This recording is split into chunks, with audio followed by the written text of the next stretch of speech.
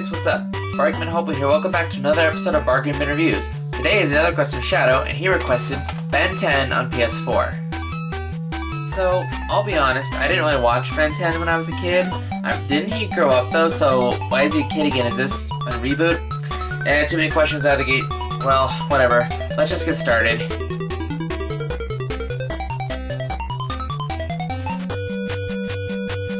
Real quick, I should mention, I'm experimenting with some new software, so bear with me as I try and learn it. But anyway, it's time to Hobo up!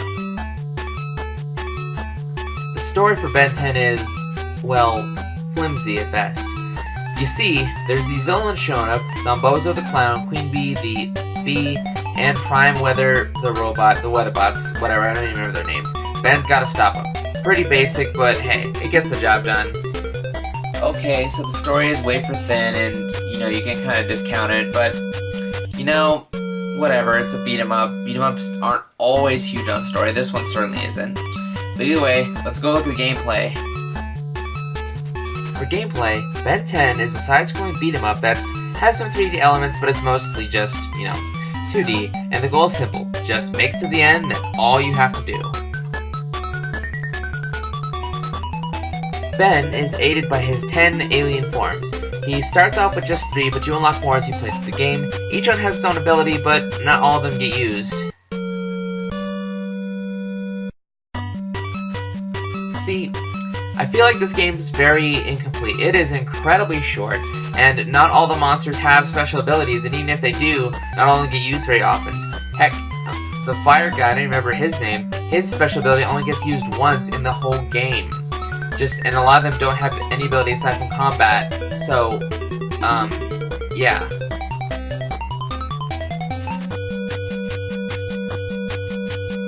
Now, there are a ton of enemies to fight, but you know what's sad? There are only like 9 enemies in the whole game. There's like 3 of each kind in each different level. There's the little guys that come after you, the other guys that stand off and attack you from the side, and then the bigger guys that come after you.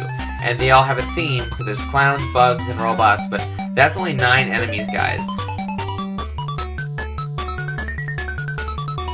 Well, enough griping for now. Let's get on to the mechanics.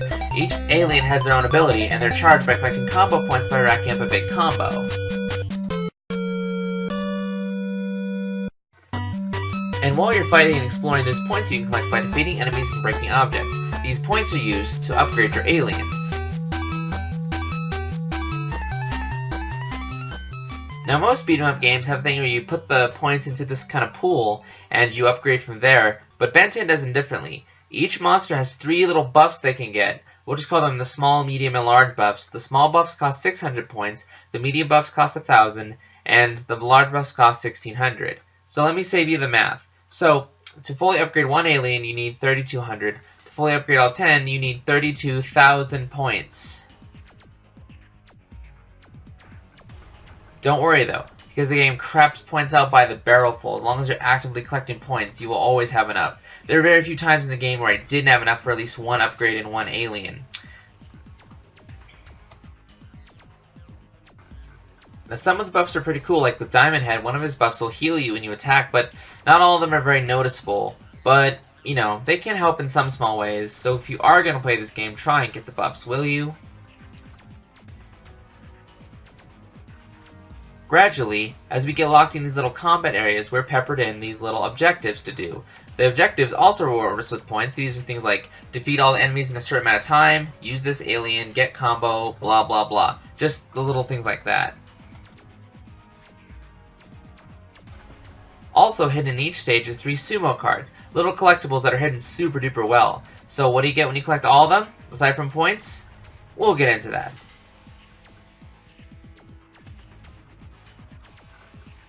As Ben takes damage, if he takes too much, he gets reverted back to human form, and he's unable to turn to an alien again until his health heals. This is where enemies can kill you, because they just like to crowd around you and just gang up on you.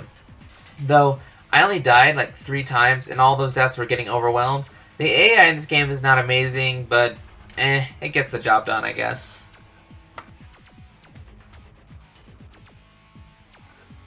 Thing is though, when you do happen to die, you just respawn like 10 feet away with full health and everything you got already. So this game is not hard. So Yeah, challenge seekers are going to be very, very let down by this.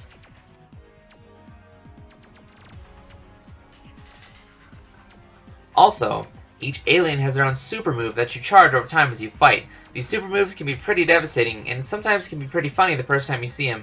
So, you know, don't waste them. You might need them when you need to clear out a whole bunch of enemies.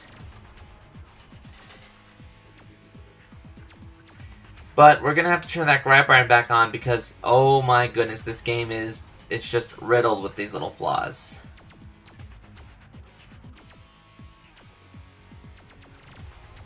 For one thing, the game is incredibly slow. It is not a fast-paced game at all. The combat is repetitive, so is the dialogue with the characters. Ah, man, it's just... where do I even begin with that?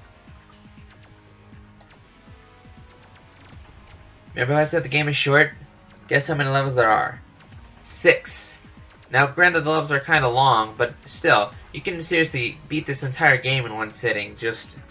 oh god, it could have been longer, but then I guess it doesn't overstay its welcome, you know?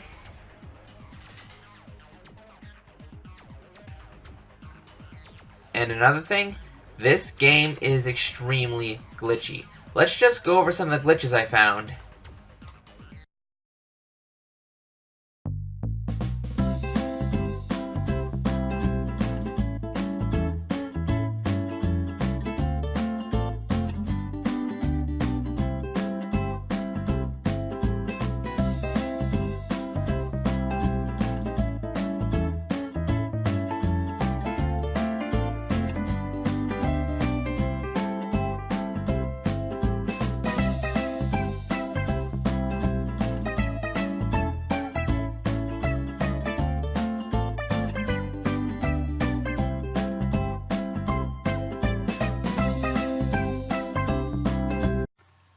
And that's not even all the glitches I found. There are plenty more, but I just couldn't take the time to find them, so, you know, trust me when I say this game is glitchy, and let's just move on.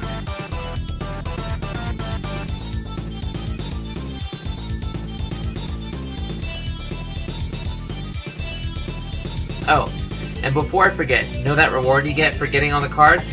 You sure you want to know? Because I don't think you want to know. Well, I'll tell you. Big head mode. They don't even announce it, they don't make a scene of it, you get the trophy, and then all of a sudden your head's massive. Bada bing, bada boom. Great. You know, Shadow, when you requested this game to me, you said it was trash, and I can see why, but so far it's not completely awful. But let's wrap this up with presentation before we go to the verdict. Graphically, this game does not look horrible. Look at this, they actually took some time on this and spent some money on it. The game does look very good and looks faithful to Ben 10 and whatnot. Well, that sounds great for someone who's never actually watched the show, but you know what I mean.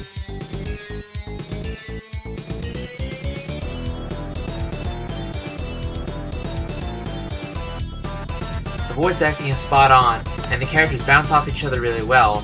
And also, the music it's okay. It's nothing you're going to want to put on your iPod, but it is good background noise. Okay, so that's Ben 10, and... okay, let's just put it like this. If your only goal in this life is to worship Ben 10 all its forms, then this is absolutely a must-buy. But for the rest of us, I mean, I can't give this game any higher than decent, but the only reason it doesn't get banned to the bin is because I had some fun with it. Yeah, there are glitches, and yeah, the story is way from thin, but it's short as heck. And for that reason, I can't recommend it to anyone but diehard fans, but I had some fun with it, and I did laugh at some of the jokes. So that's why, you know, I might regret this later, but the game is decent. So that's Ben 10, and I forgot to mention this, but yeah, this is a library copy. I didn't actually buy this game. So, that should be it for now, but I should warn you guys, school's starting soon, and you guys all know what school's favorite snack is. Yep, our free time. So, bear with me, I will try to get videos out when I can, but, you know, school and work, so I will try, but don't expect anything huge anytime soon. Thank you so much for watching, and I will see you guys next time. Hobo, out!